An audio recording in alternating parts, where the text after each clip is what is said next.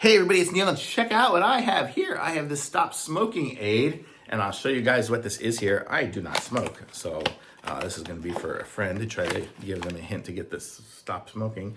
So it comes with a nicotine transdermal patch, so it's gonna have some nicotine in it.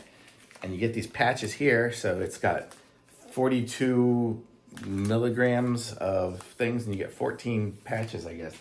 So here is your instructions on how it works. Let me open it up and show you. So here we go. So this is it. You can probably pause it and zoom in if you need it, but basically, you know, week one is to quit. So you, I don't know. I guess you just have all your different success calendars as you're going through it.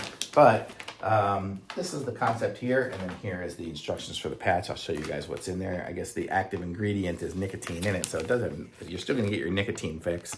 You're just gonna have it in a patch form instead of in a smoking form.